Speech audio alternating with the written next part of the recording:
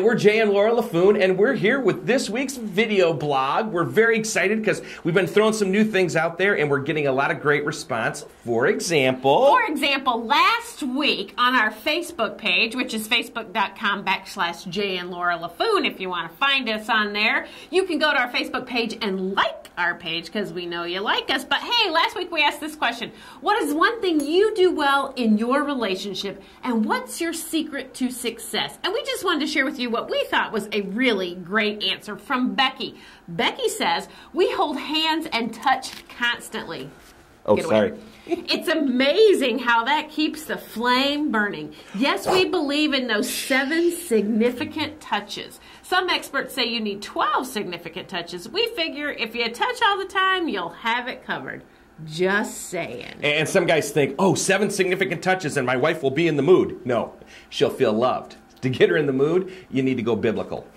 70 times 7, okay? But thanks, Becky, for answering the question on our Facebook page at facebook.com/Jay and Laura Laffoon. Well, last week we were in Grand Haven at the Christian Reformed Conference grounds, and one of the things we love to do when we've got a long period of time with folks and they get to know us and we get to know them is we let them ask all the questions that they have, marriage questions that they have, and we want to share one of those with you this week. Here's the question.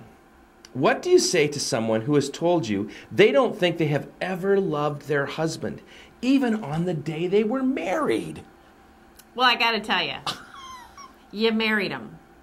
You stood at the altar and you said, I do.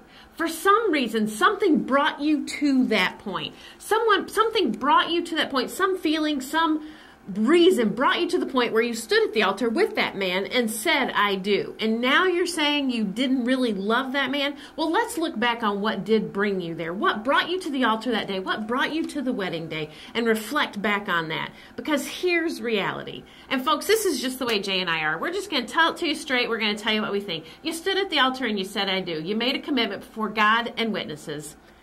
You better learn to love him. And you know what? Here's the problem. Everyone thinks that love is a feeling. Well, I'm just going to be a little more frank, okay, if I may.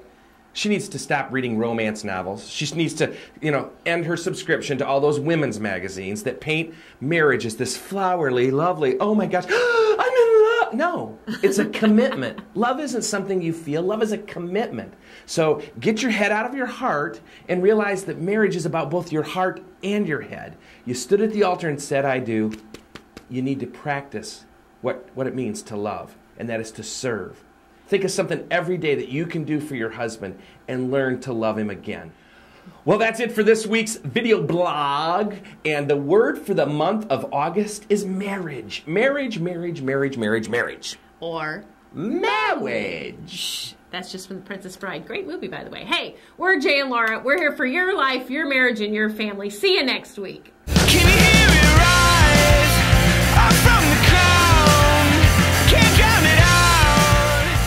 Hi, we're Jay and Laura Laffoon, and it's this week's video blog. That's right. Hi, we're Jay and Laura Laffoon, and welcome to this week's video log. It's not a video log, it's a video blog. Blog. B-L-O-G. Wow, focus. That's right. Hi, we're Jay and Laura Laffoon. I'm hot.